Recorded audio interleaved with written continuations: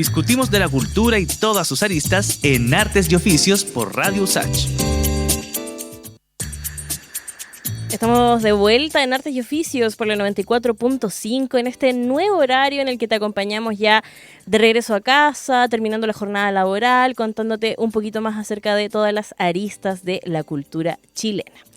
Y como ya les comentábamos, vamos a estar hablando acerca de todo lo que sucedió ahí con la polémica de Mon Laferte, porque, a través de sus redes sociales y en un video que a la vez funcionó como un testimonio del camino que ha recorrido como música y artista, el 19 de febrero Mon Laferte respondió a las distintas críticas que se había levantado desde el mundo de las artes visuales a partir de sus exposiciones Te amo Mon Laferte en el Parque Cultural de Valparaíso y también Autopoyética en Matucana 100.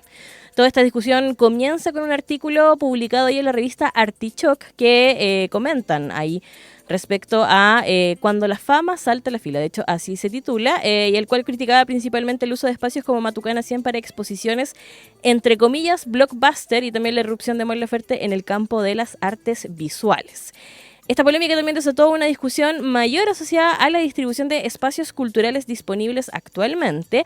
Y para analizar todo lo que pasó en Artes y Oficios ya nos acompaña el doctor en Estudios Culturales y profesor de la Universidad de Chile, Tomás Peters. Bienvenido, profe, acá en la 94.5. Muchas gracias por la invitación, Paula, aquí en Artes y Oficios. Muy contento de estar aquí. Bacán, profe.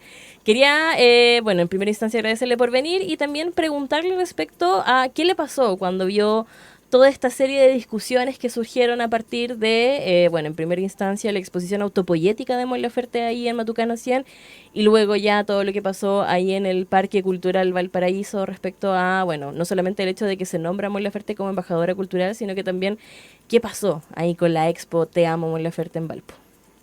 Este tipo de episodios en el campo cultural no son inéditos, ya llevan varias historias dando vueltas muy similares en la historia de Chile, y esta, cuando yo fui observando, me encantaba porque en realidad era un debate muy rico sobre cómo es que se construye un artista y sobre todo cómo es que la obra de arte tiene que ir cumpliendo una serie de ritos, una serie de pasos para poder alcanzar a hacer una obra, y en este caso, como fue exhibida en Matucana 100, también en GAM, hace algunos años atrás, donde yo tuve la posibilidad de ver la inauguración, y luego en el Parque Cultural de Valparaíso, y todo el debate que se formó me pareció muy interesante, muy necesario de discutirlo, y al mismo tiempo me parece que en el ámbito de la política cultural es necesario hacer estos debates.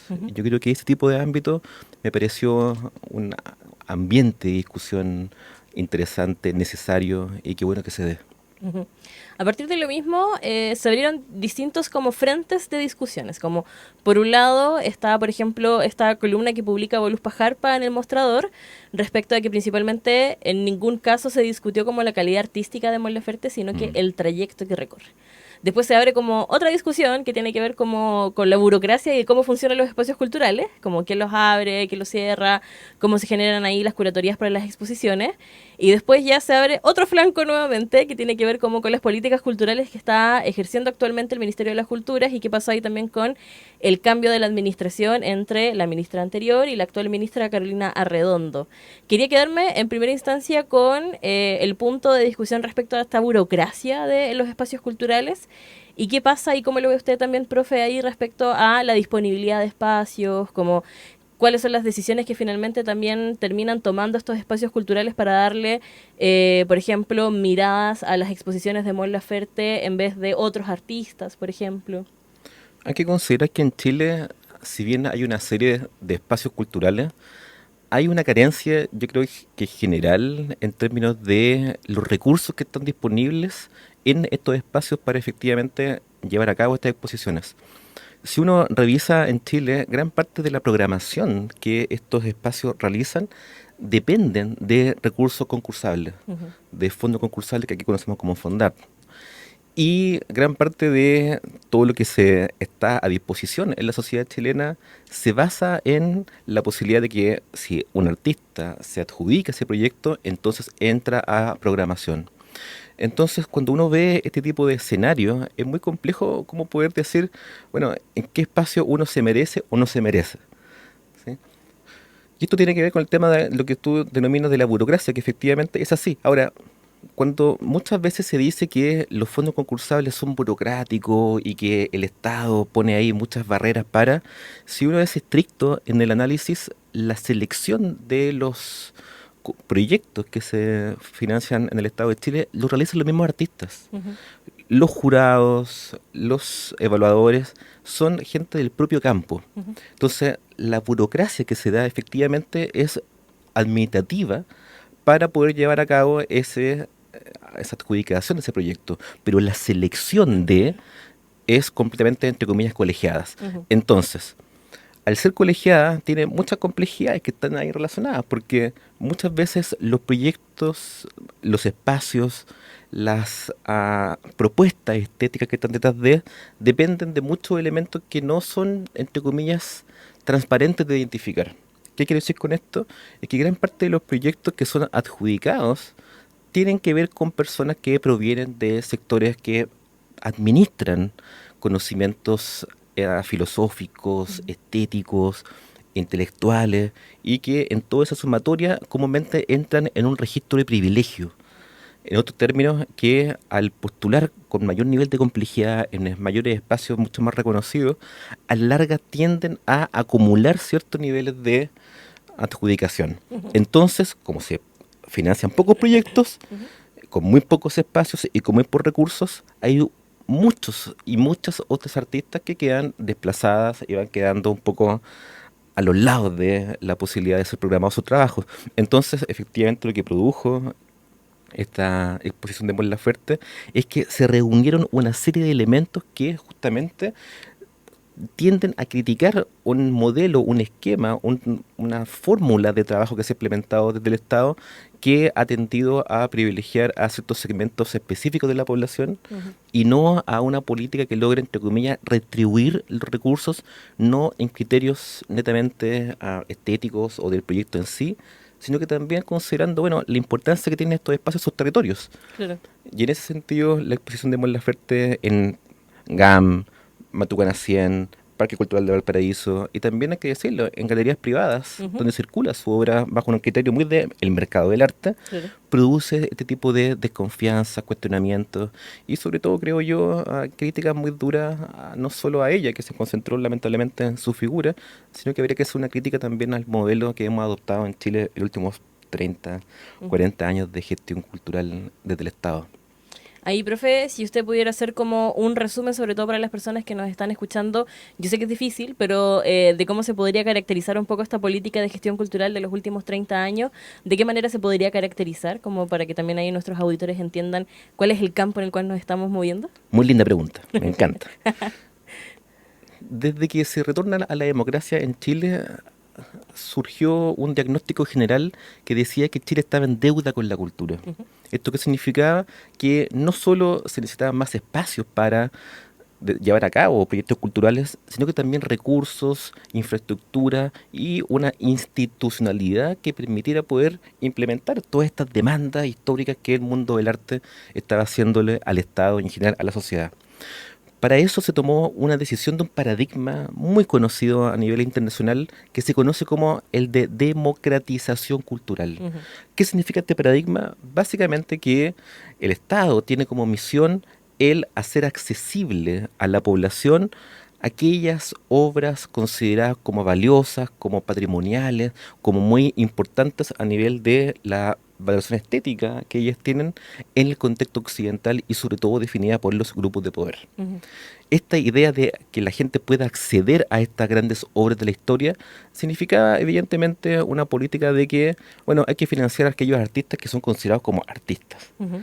y sobre todo aquellos que el mismo mundo del arte consideraba como valiosos de ser exhibidos, circulados y que la gente tenía que conocer estas obras porque de esa forma se iba a, entre comillas, educar o en términos más duros, civilizar. Ya, heavy. Ese Ujú. paradigma se conoce como el de la democratización cultural Ujú. y que fue implementado en los años 90 bajo un esquema muy concreto, es decir, tenemos que hacer espacios culturales para que la gente acceda a ellos. Ya. Ese paradigma ha durado hasta el presente y ha sido el principal que se ha implementado en Chile hasta que, bueno, el presidente Boric en su primer periodo logra instalar en el debate una una lógica distinta que se denomina en la teoría y en general en la investigación a nivel mundial de democracia cultural. Ya.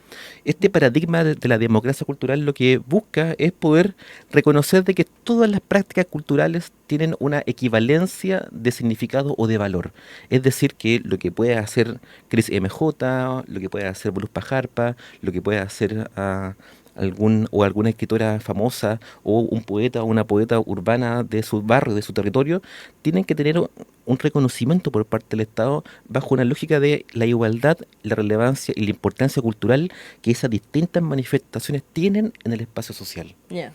Este paradigma de la democracia cultural se intentó poder establecer al comienzo del presidente Boric, pero no es fácil poder hacer cambios de paradigma, porque el campo cultural está, entre comillas, acostumbrado a que, y lamentablemente es así, también a nivel estructural, de que el Estado financie el campo de producción cultural y no destine recursos a cierto tipo de obras que no tienen una legitimación, no tienen una jerarquización que desde, llamémoslo así, el mundo cultural hegemónico ha establecido como de calidad. Entonces, si bien se ha intentado, se buscó poder instalar este paradigma de la democracia cultural en base a los puntos de cultura, que yo creo que ha sido un avance significativo en las políticas culturales en Chile, aún sigue siendo la democratización cultural el paradigma dominante y que sigue siendo muy importante, y que en esta exposición de Mon Laferte es evidente que busca un poco eso, Ujú. ampliar el acceso a los espacios culturales y, como tú bien dijiste en su momento, una exposición blockbuster que, entre paréntesis, en Chile hace tiempo que no teníamos una exposición tan masiva que pudiera llegar a esos índices o números de públicos en estos tipos de espacios. Sí, y también como de distintas edades también, que eso era una cosa que a mí me llamó mucho la atención, sobre todo como de la expo que hizo primero en GAM y luego ya Matucana Siem, que también ahí tenía una restricción de edad, pero que de alguna manera también llamaba a distinto público y que finalmente trataba también un tema que es súper potente, como... O sea, cuando yo venía para acá, venía pensando sobre tu pregunta. Ujú. Yo decía, mira, cualquier exposición, de la que sea, de cualquier tipo, siempre va a ser importante para la sociedad. Eso es muy relevante entenderlo de esa forma. Más allá de que seamos la Ferte, más allá de que sea Leonardo Portos, que yo tengo un gran estima y gran reconocimiento, yo creo que cualquier exposición siempre es fundamental porque instalan preguntas a la sociedad. Y en eso hay que reconocer su valor cultural. En este caso específico, la de Mon Laferte, claro, la exposición de GAM era muy bonita porque no solo exponía su trabajo visual, sino que también hacía un recorrido biográfico Sí. de lo que significó su experiencia como músico, sus trajes, fotografía, y en cierta medida también construye, y esto la teoría le llama así, lo que se conoce como el régimen de singularidad, que es que básicamente un artista se construye un poco mágicamente. Ujú. Y en esa lógica, Mon Laferte yo creo que es muy buena en poder construir esta idea de que el artista se construye como que nace artista y se va construyendo en la medida en que él mismo tiene que luchar frente a la sociedad. Ujú. Pero todos los elementos teóricos y las investigaciones y la reflexión que uno puede hacer es que eso no es así. Ujú. Es decir, toda obra de arte tiene un valor estético, pero sobre todo tiene un valor social. Claro. Es decir, la obra por sí sola no tiene un valor intrínseco, sino que es construido socialmente. Y en ese sentido, yo creo que la exposición de Mon Laferte requirió un poco tener que demostrar por qué esta obra fue construida, pasó todos estos ritos y logró ser exhibida tanto en GAM y todos los espacios en Matucana 100. Y como tú decías, y que me parece también muy importante, y a mí me pareció muy interesante de que, si bien en GAM fue gratis, fue gratuita la exposición y que se llenó de gente, aun cuando se cobró, Ujú. igual la gente fue. Sí. Y eso me parece muy interesante también como fenómeno social, porque demuestra que cuando hay una exposición de gente que tiene alto valor cultural y sensibilidad social, bueno, el cobro es una pregunta que hay que poner sobre la mesa.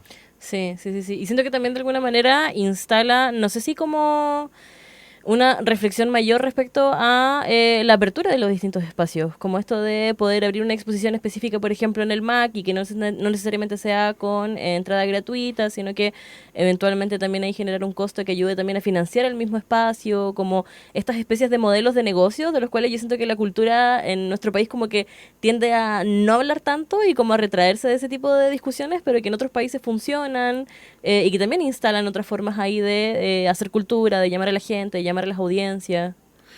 Bueno, en ese tiempo, la DIVAM, Ujú. a mediados de la década del 2010, tomó una decisión estratégica de gratuidad de todos los espacios que ellos tienen, museos, bibliotecas, etcétera, ¿no? Y fue una decisión política que a mí me parece que es la correcta Ujú. que debe hacer. La cultura no debe ser mercantilizada en un régimen como si fuera una mercancía más. Tiene una distinción, tiene una diferencia, tiene una excepción cultural como se conoce en el contexto europeo. Pero, como tú bien dices, el hecho de que se esté cobrando pone muchos interrogantes sobre la mesa, Ujú. porque la precariedad que hay en muchos espacios requieren otras vías de financiamiento. GAM, un espacio que yo conozco, tiene que arrendar sus espacios, no sé, a una automotora, Sí, como a pasar una eventos, productora para sí. poder hacer eventos. Y el modelo de esto fue un modelo también de decisión de política pública. Ujú. Tú sabes que gran parte de los espacios culturales que tienen financiamiento público tienen un 70% que es de financiamiento del Estado y el resto tienen que hacerlo como puedan. Sí, po. Sí, sí, sí. Entonces, ese 30% que es difícil de poder conseguir en los espacios culturales tradicionales por su precariedad, no son Alonso de Córdoba. Entonces, las empresas como esta no llegan ahí. Sí, po. Entonces, mantener ese tipo de presupuesto tiene esta alternativa y yo creo que no es un camino que hay que ah, ponerlo en duda de entrada, sino que hay que discutirlo, ¿sí? Ujú. En GAM también cuando tuvo Banksy, hace algunos años atrás, también fue una discusión importante que se dio en el Sí, directorio. sí, sí, sí. ¿Cómo es que Banksy cobraba, y no una entrada barata, a esta exposición que está alojada en GAM? Y la tesis que había detrás era que, bueno, en la medida en que se cobra entrada, porque la exposición requiere muchos seguros, también la gente llegaba a conocer GAM y conocerlo como un espacio gratuito, Ujú. abierto al público y que tiene una vocación pública. Y eso yo creo que en cierta medida ayudó a que gente que no conocía GAM pudiera llegar y verlo y decir, oh, wow, ¿qué es lo que haces aquí? Sí, es como una ganancia colateral. Es una muy buena fórmula para resolver este problema. Estamos conversando en la 94.5 junto al profesor Tomás Peters, doctor en estudios culturales y también docente de la Universidad de Chile. Profe, ya nos van quedando algunos breves minutos de esta conversación, y quería preguntarle también respecto a otra arista que se abrió acerca de esta discusión respecto a la Expo de Mon Laferte, sobre todo en el momento en que la nombran como embajadora cultural del Parque Cultural de Valparaíso y en el que también nuevamente se abren más discusiones, no solamente de los artistas de Valparaíso, sino que también de otros frentes que le criticaban principalmente por, de alguna manera, lo voy a poner muy entre comillas, como casarse con este gobierno, con el oficialismo, con aparecer ahí en fotos junto a Gabriel Boric, también junto a la ministra Carolina Redondo. ¿Cómo ve también ese tipo de expresiones? Porque de alguna manera hay uniones, las imágenes también comunican mucho, sobre todo el hecho de que la ministra, por ejemplo, decida asistir a este tipo de inauguraciones y no a todas, como cuál es el criterio ahí que también se trabaja desde el gobierno. Bueno, en la historia moderna, el vínculo estrecho entre artistas y ciertos ámbitos de la política es muy antiguo. Ujú. Es parte probablemente del esquema de funcionamiento de la cultura en las últimas, o sea, últimos siglos.